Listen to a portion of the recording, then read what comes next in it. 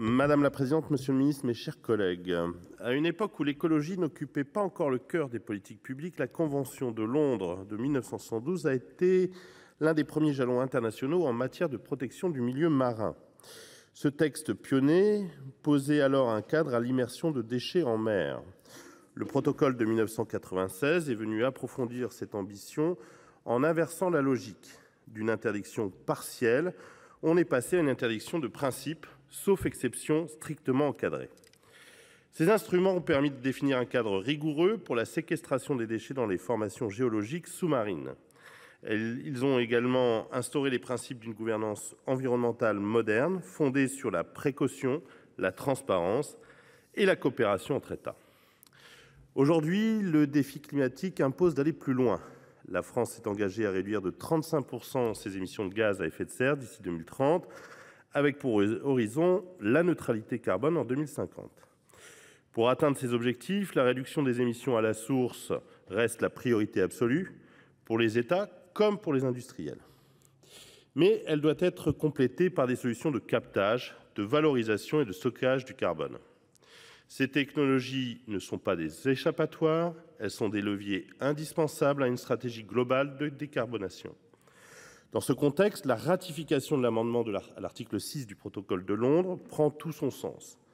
Adopté en 2009 et appliqué à titre provisoire depuis 2019, il permet l'exportation de carbone à des fins de stockage sous-marin vers un autre pays, sous réserve d'un accord entre les parties. En mars 2024, la France a justement conclu un tel accord avec le Danemark.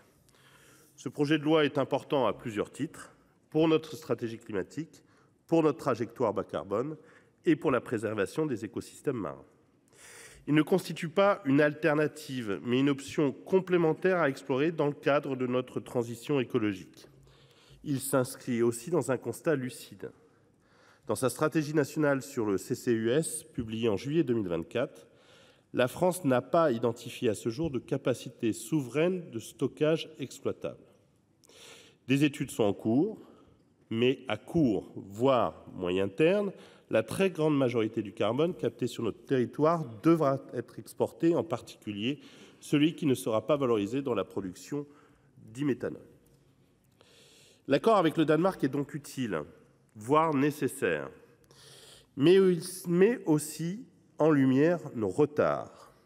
Comment expliquer que la France, qui dispose du deuxième domaine maritime mondial, n'ait pas encore lancé de véritables projets de stockage offshore, contrairement à la Norvège, au Royaume-Uni ou aux Pays-Bas? Nous soutenons pleinement ce texte, mais il ne saurait être une fin en soi. Il doit être un déclencheur, un levier pour accélérer le développement d'une filière nationale, structurée et ambitieuse. Nous devons initier sur notre propre territoire des projets concrets, notamment en mer. Il en va de notre crédibilité et surtout de notre avenir collectif. Je vous remercie.